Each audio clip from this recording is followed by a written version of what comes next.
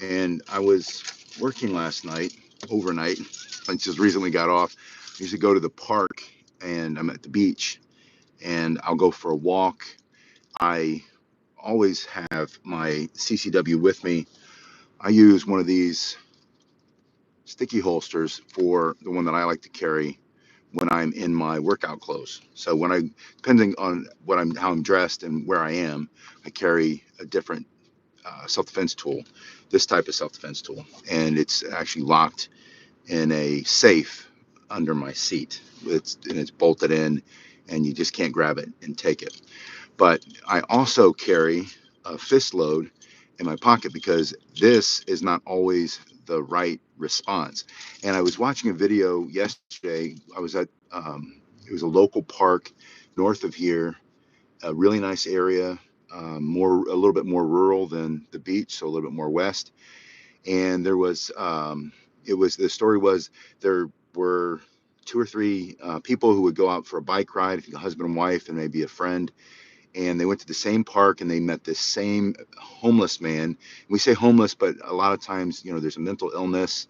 They're homeless. They're without a home, however you want to call it. They're living on the streets, and a lot of times there's an addiction. There's a mental illness. Good morning, Studer. It's good to see you.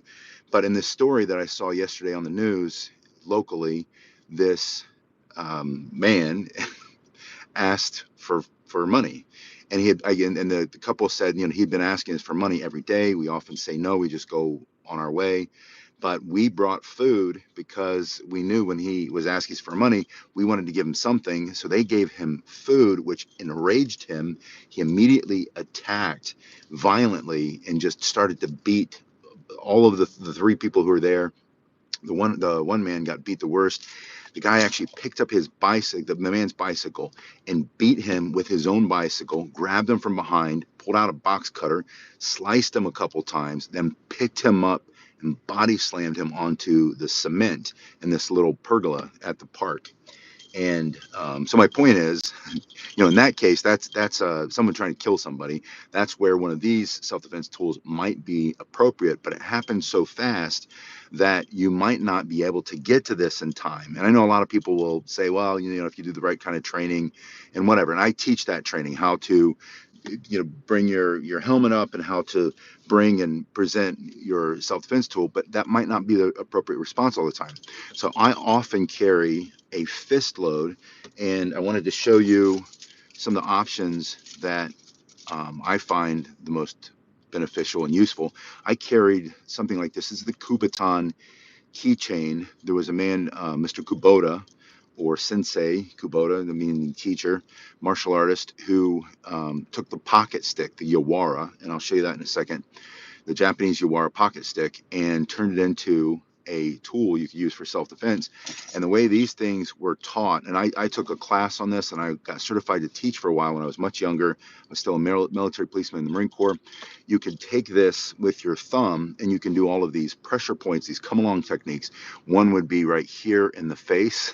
It's very painful, and you just press it into his face. Another might be you roll up the nerves under his nose, and we call it a C clamp.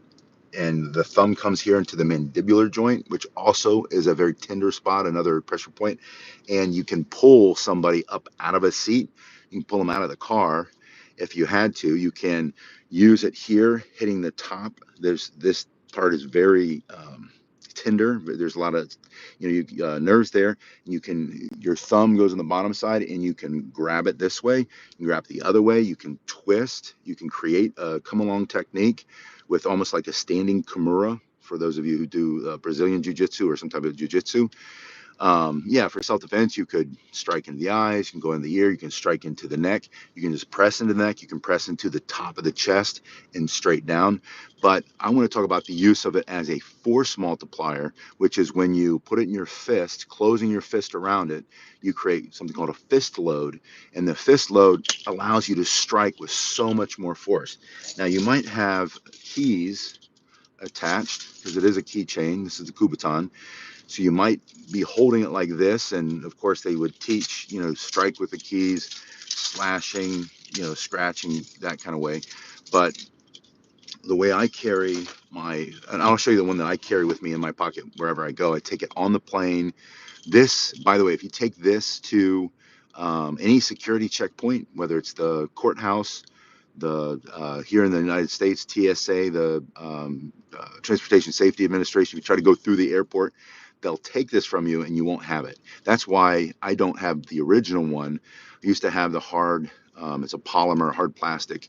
This one is aluminum. They also make them with this point. You could use that if you're stuck in down here in Florida. We get a lot of canals. People get stuck in the canal. There was a tragic story of a family that was from out of town. They were from up north. They rolled their car into a canal. They didn't know how to get out of their car. They had nothing to break the window. They assumed because they all passed, father, mother, and all the children. But having that tip there on the end, striking it against the window with the force of just extending your arm would crack the window out and you would be able to swim out. But when you hold this, and in the case of this guy yesterday, in the news story I was telling you about, where it was a homeless guy, they had this couple had seen him every day for a while, and out of kindness and generosity in their heart, they brought food. So when he asked for money, which they wouldn't give them because they don't want to feed his addiction, you don't give an alcoholic a drink, you don't give an addict money to go buy more, whatever his drug of choice is. So they offer food. He loses his mind and he viciously attacks, trying to kill this man. It's so obvious. He's beating him with a bicycle. He's slashing him with a box cutter. He picks his entire body up. This was a very jacked. And he wasn't a young man. He looked like he was maybe mid to late 20s or early 30s, and just very muscular. He had his shirt off. He's filthy and so soiled himself. But if you have this fist load and you had to strike with just a simple punch, you're going to hit so much harder, because as you hit with this fist load, this force multiplier, your fingers are not going to compress as much. Solomon says, learn grappling. It's king for a reason. Gimmicks give a false sense of security, almost always fail. Grappling is not always the right choice. And I'll tell you why. It would have worked in this situation. If he knew how to wrap him up, take him to the ground, and either choke him out or break his arm, or break his ankle, or whatever he was able to do, depending on his level of experience. Two things. One, it takes a lot of training to get good at the grappling, and not that much. I mean, you can become a blue belt in a couple of years. And then in Brazilian Jiu-Jitsu, I started in judo, did judo for a long time. I did Western wrestling in high school, and I'm a big, firm believer in grappling. I believe everybody should know how to fight on the ground. You should know how to grapple. And I've done a lot of Brazilian Jiu-Jitsu, so I'm not against it. But I also have never had to fight on the ground. And I've had a lot of fights, and as a military policeman, I've apprehended people. In my all the years of doing the things that I do, whenever I've had either a fist fight or an altercation, I've never had to take it to the ground. They went to the ground. I've put people on the ground and controlled them on the way to the ground.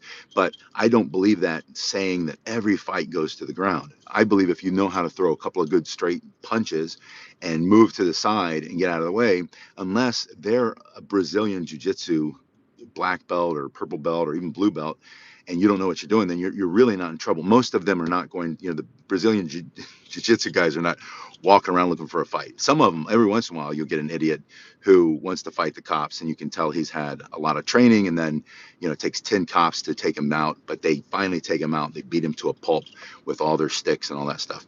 But that's a different conversation. But my point is, you don't always have to rely on grappling, and grappling is not going to work for a lot of people who are much, much older. I've had my hip replaced. I'm waiting to get the other hip replaced. And in addition to cauliflower ear, I haven't done as much Brazilian Jiu-Jitsu as I would have if I had started younger. Like I said, my first martial art was judo. I did judo for a long time. I wrestled for a long time. I feel very comfortable with sprawling. I feel very comfortable with grappling. And when I do train in judo or Brazilian Jiu-Jitsu, I feel very comfortable with the techniques. I see the artistry there. I see the brilliance of it. I see the brilliance and the simplicity, and I see the power of BJJ as a self-defense tool. But I don't see it as the be all end all, because if there's more than one, while you're wrestling this guy to the ground, the other guy's smashing your head with a brick, or kicking your head in, or doing all kinds of stuff. It's great for one-on-one, but it's not good in a group, and that's just the truth. And we see that every once in a while. You'll see a seasoned MMA fighter who's done really well in the ring and he knows how to grapple, and then while he's getting ready to take this guy down, the guy runs up behind him and just smashes him and cracks his skull open. So I'm not saying don't learn Brazilian Jiu-Jitsu, but if you're older and your body doesn't work as it used to, learn how to have something like this, a fist load, as a force multiplier. So the next thing I want to show you is a version of the fist load that is easily accessible to just about everybody. And that's just a simple marker or pin, like a self-defense pin. I think the thicker markers are better. They make thick Sharpies. They also make the dry erase boards. And you might be in a situation where you're in a school. We just saw another school situation this week. And it's not going to stop bullets. You're not going to fight against bullets. We know that. That's not what we're talking about. But if you had, they teach these kids, they don't protect the kids, by the way. If they wanted to, like in this situation we just had, there were no metal detectors. The kid was able to bring in an assault rifle, or whatever you want to call it, a rifle, an AR-15 platform, whatever they're calling it, and get it into the school. And it should have never happened. You can't bring one into the courthouse. You can't bring it into the on an airplane. You can't take it into a concert because you have to go through metal detector. And then most of those places are have other technology where they would be able to, either using AI, as soon as it came out, they would be able to see it and they would go on lockdown. But for whatever the reason, and I'm not going to get into that. I'm going to do a podcast with Tim Miller later on school. That's my full-time job these days, is school security. I've been doing school security for a long time, and Tim is the expert. He's way more of an expert than me. He does church security, school security, business security, and we can protect all these other places, but we can't seem to protect the kids. And every time it happens, anyway, so we teach them run, hide, fight. Right? When it comes to the fighting, if you can increase the force of your strike, maybe just hitting somebody and just pummeling them, but having something in your hand which allows you to hit so much harder. And if you've never put a roll of quarters in your hand or a flashlight, this is a great fist load. This is the one I carry at night. You can quickly blind somebody. It's pitch black. Last night, where I was patrolling, there were a couple of people disappeared into the bushes near the perimeter, and the call came over the radio, camera 12, G12, they just went into the bushes. And obviously, they were coming from a bar. The bushes are there. We know what they're doing in the bushes, but they're not allowed to be there. They're not allowed to be that close to my perimeter, and I'm going to stop them. The Studer asks, how difficult is a hammer blow to the collarbone under pressure? It's like everything else, Studer. You can, if you connect with it, you can break his collar very, very easily.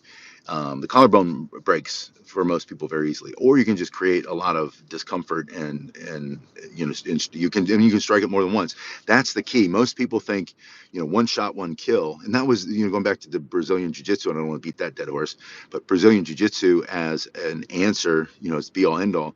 When it first came out here in the States, those guys, the Gracie brothers, would go around to tournaments and they would just choke everybody out, break everybody's elbow who wouldn't submit, and just pound them in the head. And they just taught everybody a great lesson. If you don't know how to fight on the ground, you are toast. You need to learn how to defend yourself on the ground. Those were all tournaments, right? And the so there's one or two punches against a Gracie brother, and that's like saying you're going to go toe to toe with Brock Lesnar, 600 pounds of pure muscle, and his neck is this thick, or you're going to get in a shootout with SEAL Team 6. It's asinine. I mean, to look at it that way. But if we're talking about the thug, the criminally insane, the mentally ill, the doped up guy, the guy who is desperate for his next fix, and he's coming after you with a box cutter, and he's all hopped up, he's not in his right mind. He's been emboldened by a society that gets him out of jail over and over and over again, and so he's never been held accountable. Although here, he'll be held accountable. He's in like he has, they have no cash bail in the whole state of Illinois now. They have no cash bail in most of the the big cities across America. But here, they've got bail. He's not getting out. He's going to be there, and the local sheriff, the Florida sheriffs always come, and they throw up on their YouTube channels, and they do these press releases where they're like, well, we got this guy and he's not doing it again, and they mean business. So thankfully he's not going to hurt somebody else for a while. But that hammer blow, into the collarbone, or when we were Marines, we were taught, especially for military police, we would take this part of the arm, which is soft, and we would bring it in, swing it in, and strike the neck here, where there's a process of nerves that if you hit it correctly, and it's you hit and kind of push into it this way, and it would send a message to the brain to flush the blood out of his brain, and then we would literally be just knocking each other out. I mean, just the stupid things that Marines do in general, because Marines are like little kids that join the military right after high school, and they never really outgrow the high school.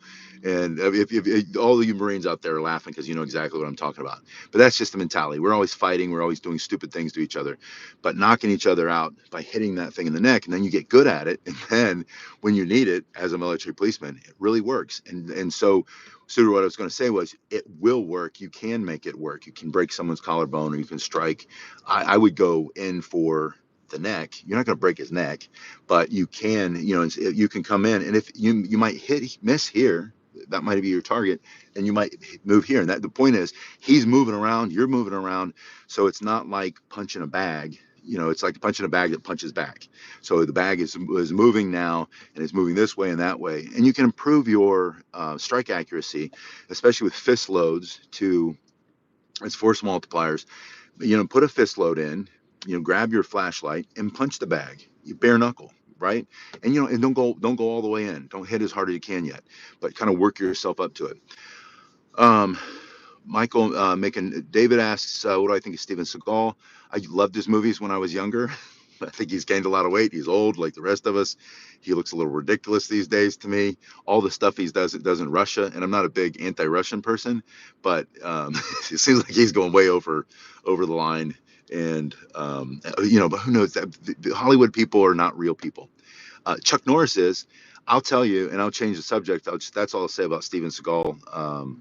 It really works well in the movies. That's all I'll say. But Chuck Norris, as a martial artist, he was a fighter in tournaments, and he did really well, and he fought really hard fighters or hard fights. So he's got it's like Michael Jai White. Michael Jai White was an MMA guy who got into the movies because he's jacked and he's a good looking dude and he can act. And so Michael Jai White, great martial artist and a great actor.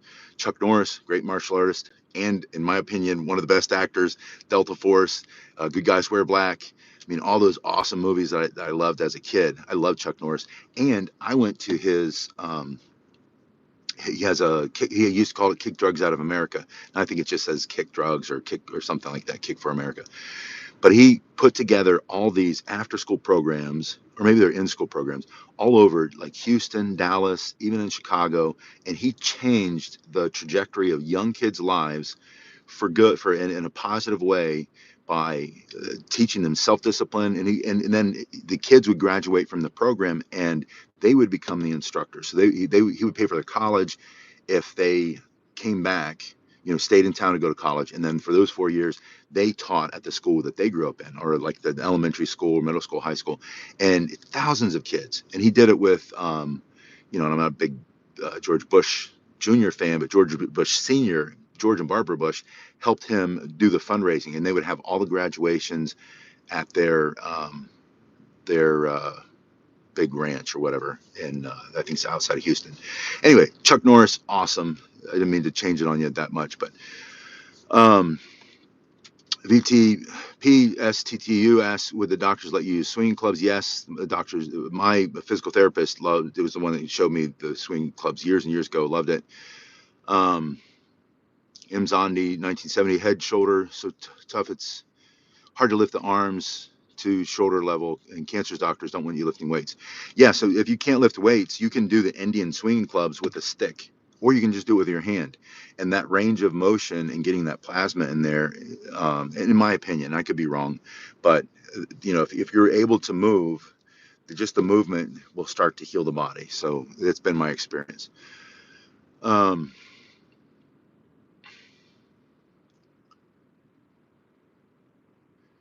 see some of the other questions here. Yeah, Michael says, Aikido. Aikido. I loved Aikido. I did a lot of Aikido when I was younger too. Michael says some masters use bare hands. I always strike the bag. I like to hit the bag with um, gloves because you can hit a heavy bag, especially if you get like a good 150 or pound bag or heavier, like a pro bag. You can, if you wrap the hand, you get good hand wraps, and you know how to wrap them. Just Google it or have a boxing instructor show you. So you wrap your hands and you put your gloves on. You can create more stopping power. You can generate. You can hit. Create more like Mike Tyson knockout power, punching on a bag if you wrap the hands and wear your gloves. Then at the end of your workout, take the wraps off if you still have some energy left. Then go bare knuckle on the bag to toughen the skin so that it doesn't break. But don't let your skin break. Don't punch it so much that you get open sores, because then that just slows you down in your training. Just do enough that you start see the change in the color. They start getting really red, and then come back next time, do a little bit more. Before you know it, your skin will be thicker. It'll be tougher, less likely to rip, and the bones will become more dense. You'll change the bone marrow, literally change the bone marrow inside the bones.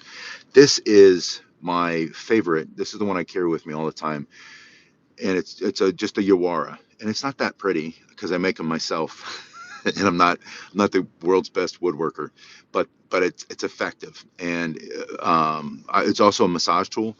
So when I carry these through the airport, I usually have them in my book bag, my travel bag, and I always have, if someone were to ask me, I would tell them it's my massage tool, which it is, because you can break up muscle adhesions by rolling it this way. You can also press into the pressure points or the trigger points and give yourself trigger point massage. And it looks just like most massage tools.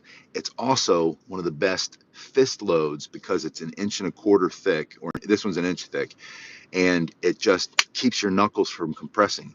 So when you hit with a fist load, that's why I call it a force multiplier.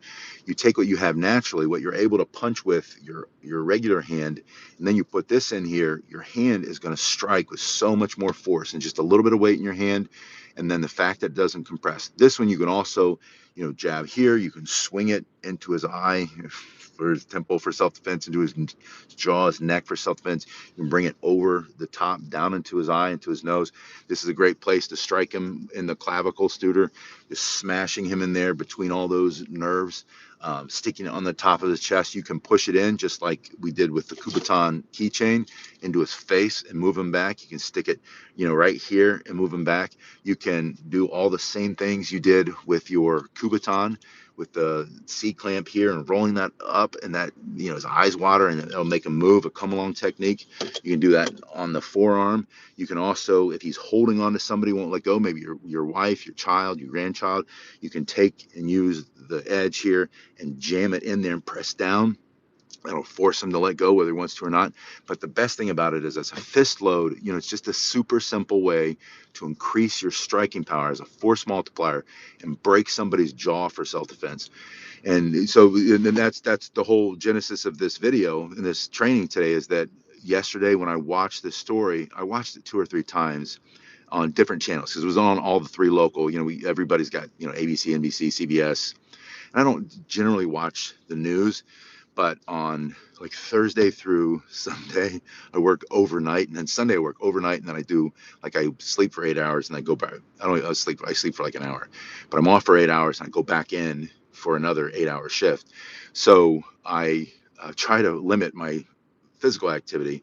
So I'm sitting on the couch and I'm watching the local news, and it was so graphic, and it was so, just pissed me off. It would make you so mad if you had seen this, youngish couple. They weren't really middle aged, maybe in their 30s, with kindness and generosity in their heart go to try to give this guy some food when he was asking them for money every day, and just the viciousness of his attack. And those types of attacks are happening more and more often. Whether it's, it's the attacks we saw earlier, the attack on the 80-year-old man, and he fought back, and he was in good shape, and he was able to knock the guy back, and they didn't release the video, but we could tell that the guy was probably another mentally ill guy who was at this, who's at the Kroger or whatever, somewhere in Georgia. Yeah, in Georgia. But there's another story of an 80-year-old guy in Europe, and he gets stomped to death by a bunch of kids, 14, 15-year-old kids out looking just to hurt people. And you see these stories again and again and again. And I want you to be able to protect yourself. And as you get older, as we get older, and you become, um, when you become less able to defend yourself because you lose speed, strength, power, you can get some of it back with a fist load, and you can multiply what you have, this force multiplier. Now, VTPSTTU asks, can the bone become denser even when one is over 60? Absolutely, it can. The majority of my students, as I've said this many times, are 65 and older, and I see them change in their mobility, their flexibility, their strength, their speed, their dexterity, and just everything gets stronger. And it's just, when you put inputs into the body, it doesn't matter what age you are and how long you haven't been active. Now, the one caveat I'll say, the one thing that makes it hard is if you're on certain medicines. Certain medications can make it harder. Certain things strip the bone. Don't drink Coca-Cola.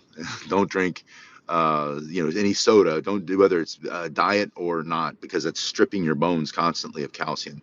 So there's some things that you can do to yourself that make it harder to increase your density, but you're still going to be sending the messages to the bone to change by punching the bag and doing the exercises, doing push-ups, doing sit-ups, doing body weight exercises, and you'll be able to do that. Imzandi says 10 pounds is the weight limit. Used to be a big boy deadlifting 450 pounds. Got to pick up your refrigerator by yourself. I know all about that, and carry it. But now you can't even cut your own grass. I get that. That's so frustrating. I feel so much for your frustration, and but I know that we can get better. Even if it's a little bit at a time, we might not ever get back to where we were. I know I'll never get back to where I was when I was a young Marine. I have a titanium hip now, and I think it's stronger than my original hip, but it's not mine. It's not supposed to be in there. And these are real limitations, and you start to feel them. And that doesn't mean you give up and quit, right? Yasu Sheikh says, please help give me money. I'm a very poor Indian. Uh, I don't know any. I was going to say Lo Siento, or actually I was going to say Que Lastima. I like Que Lastima better than Lo Siento. And if you speak Spanish, you understand what I'm saying and why I say that. It's too bad. I'm a poor American by American standards. Poor Americans, by the way, are richer than everybody else in the world. I think the average, like $30,000 is richer than like 6 billion people. So if you find yourself in this country and you're complaining, or anywhere in the West, really, then think about Yashu, and we'll say a prayer for you. I can't send you any money, but we'll say a prayer for you. Doogie Brothers says, very inspiring. Thank you. It's good to see you.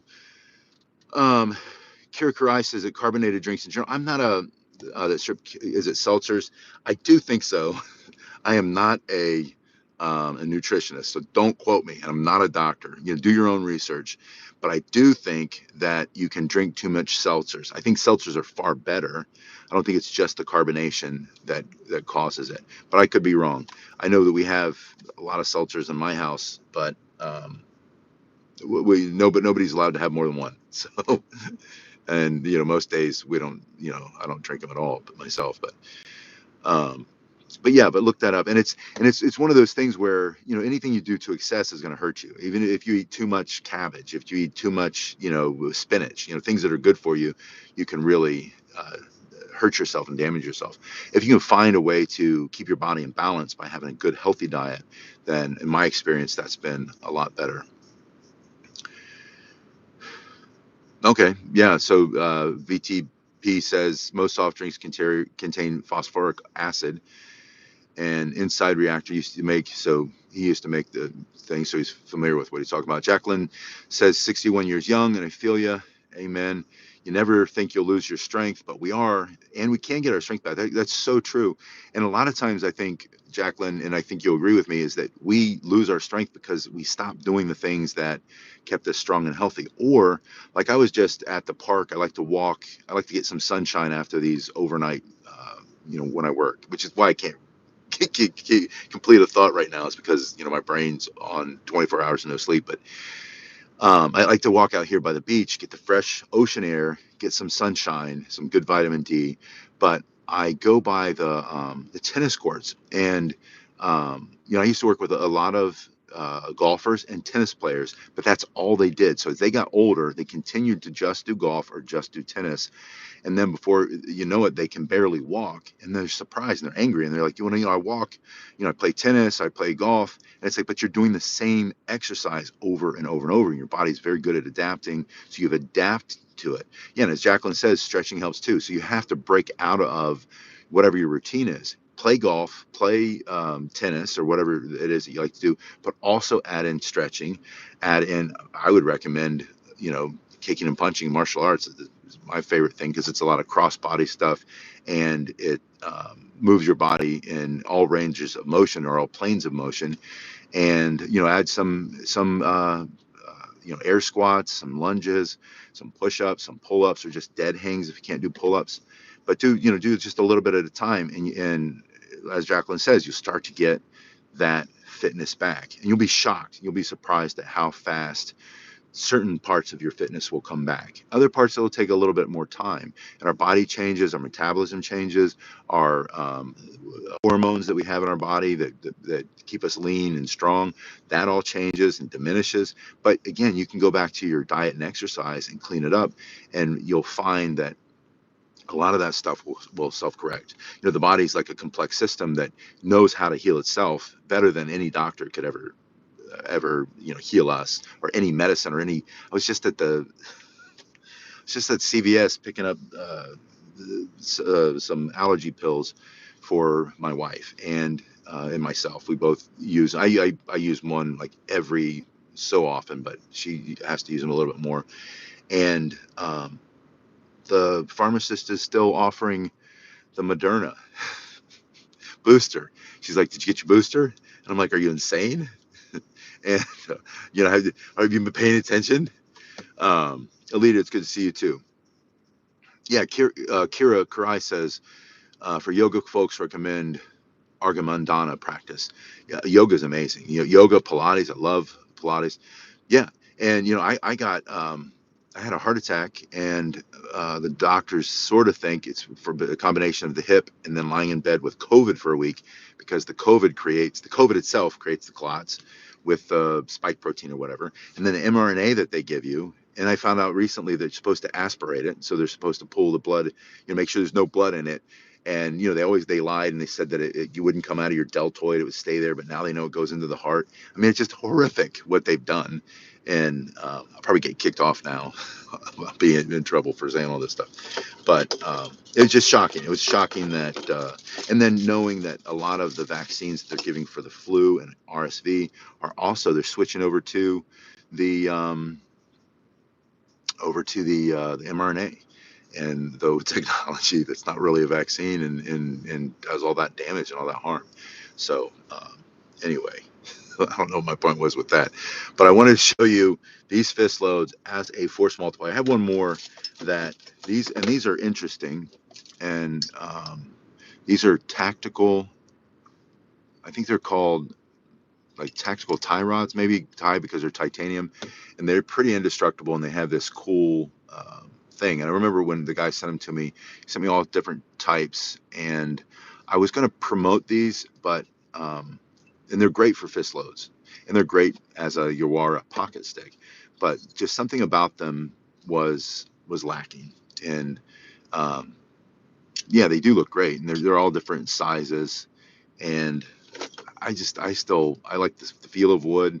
This is super simple. This is, you can make this yourself. Get yourself a dowel rod make sure it's hardwood. Don't get poplar. Get like oak or harder. Cut 6 inches. Carve the end down.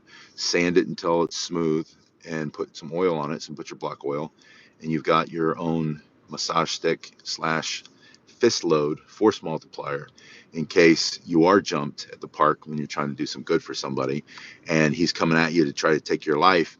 You can at least have a fighting chance to fight back with this fist load, and maybe you'll, knock him out or hit him so hard that he doesn't want to continue to hurt you. A lot of these guys are, even if they're mentally ill, they're just predators. They don't expect you to fight back. They don't expect you to be able to hit them hard. So if you do hit them hard, Todd and I asked, do I think it made out of cedar? I guess so. I'm not really familiar with cedar. I mean, I'm familiar with cedar, but I don't know how hard of a wood it is. But if it's hard wood, I would try it. Who cares? If you have a piece of cedar, make one.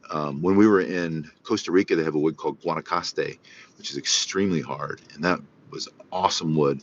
And then I'd make one out of that. And then there's Osage orange.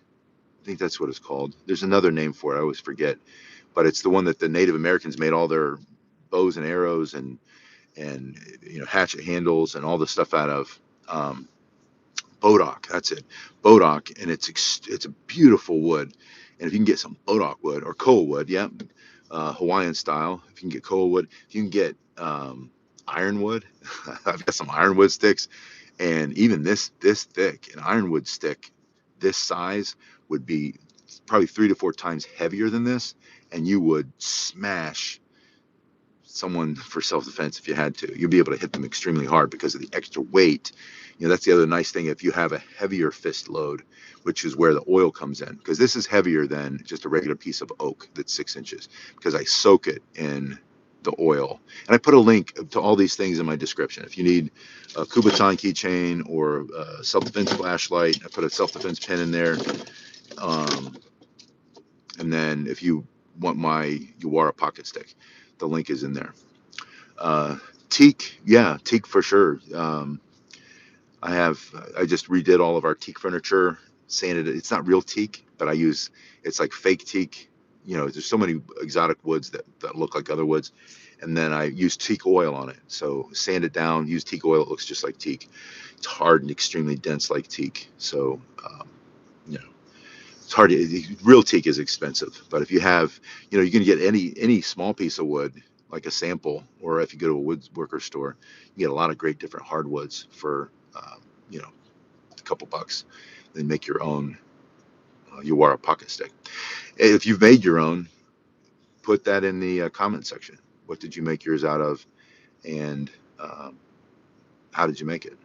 Does yours have a pointy tip, or did you make a square tip? Because I make kind of both. I like the pointy tip just because, like I said, I use it for the trigger points to release the muscle when I'm in pain. Anyway, you guys have been awesome. Thank you so much. It's good to see you guys there. Yeah, Google, Studer says Google wood database and look up wood.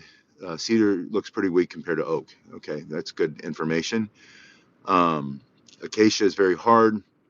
Not sure if it's suitable for self-defense. Not sure. Popple. David says, Dad always said put box matches in your hand. Never tried. Oh, yeah, that's a good point. A box of matches. Yeah, I think you had the right idea. Matchsticks are really soft wood, and the boxes, especially now, because they make them. You can get a little box of wood. Or wood matchsticks, like at the. If you go to nice restaurants, they usually give them out, or you can buy them. The Diamond brand, I think, owns all of them now. And then, but they would collapse. This is the key fob to my truck I'm sitting in here, and that's like the perfect size.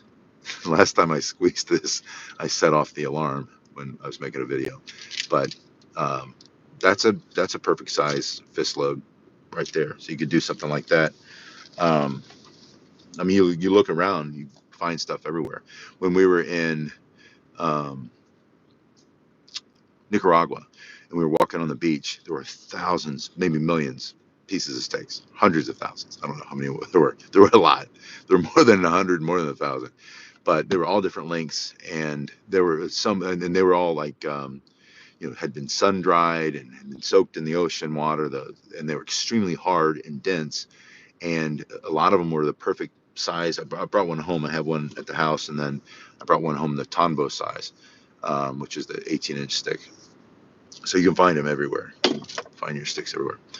All right, you guys have been awesome. I will see you later. I'm going to go live with Tim Miller in a little bit after I get a nap.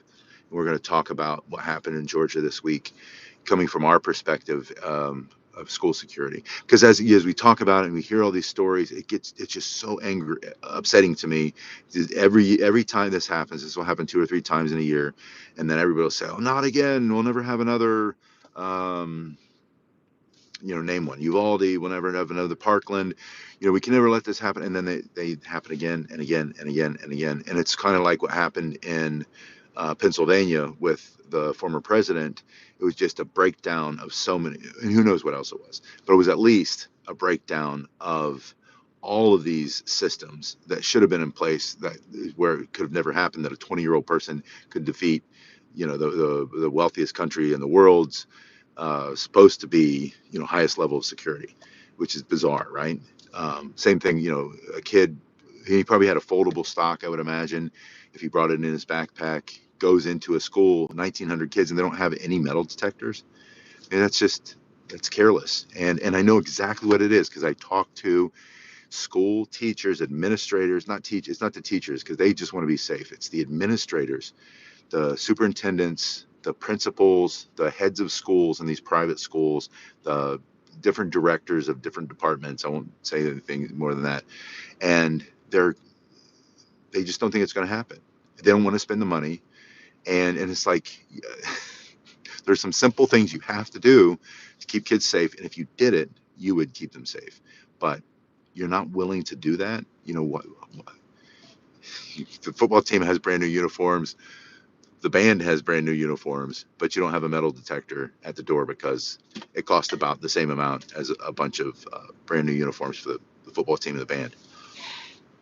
It's so upsetting, right? And or they rely on their local PD and they say, "Oh, we have great response. We respond so fast. Our response time is, 3 minutes." And I get it. That's important.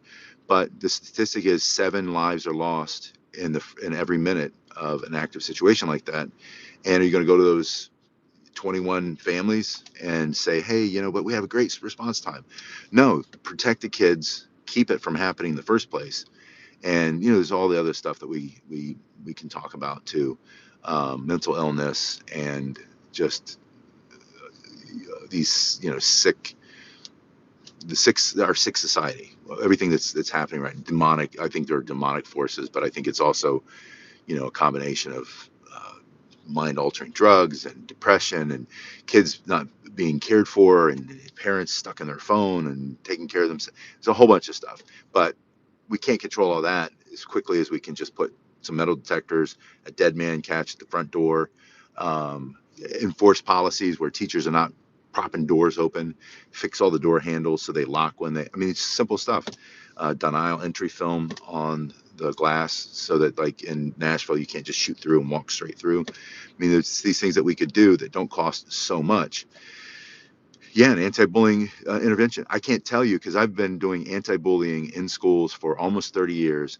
I cannot tell you how frustrating it is as we go through time and I see it getting worse and worse and worse, knowing that adults are not protecting children and the adults have no idea how to do it. These adults in the school, they don't feel like they can say to someone, "That's not nice. Don't say that. You can't say that to him. You can't make fun of him that way." Instead they say, "How do you think it makes him feel?" And then they want to sing Kumbaya, and it's stupid. It drives me insane. And it's like common sense solutions. If you were a good parent and you had two children and they're picking on each other and they're fighting and you separate them and one went too far and said something or did something or put their hand on them or whatever, and you set them down and you say, "Look, here's your consequence. Don't ever do that again. You can't talk like that. Those aren't words you're allowed to say." And not we don't say that. You don't say that. And you get more direct and you give them consequences. And then later, once you can sit down with them and say, hey, this is why you had that consequence, because if you say something like that, this is what that does, and not how it makes them feel. They know how it makes them feel. Just tell them to stop. But yeah, bullying is extremely real. It's worse than it's ever been, and it happens here. And kids' whole lives are here. So when they get bullied here in their phone, they think the whole world is over, and that's why so many young girls are hurting themselves and so many young boys are hurting other people. And that's the reality. When girls get sad and depressed, they hurt themselves. When boys get sad and depressed, they hurt other people. And that's how we're made. That's how we're wired. And you know, we like I said, we can address all those issues, but first, let's get some common sense lockdown procedures. You can't take a gun into the courthouse. Why can you take one into the school? And it's because no one's stopping and making sure you're not bringing a gun into the school. And if you got 1,900 kids, you better be doing that. But obviously they didn't. All right. Anyway, you guys are awesome. I will.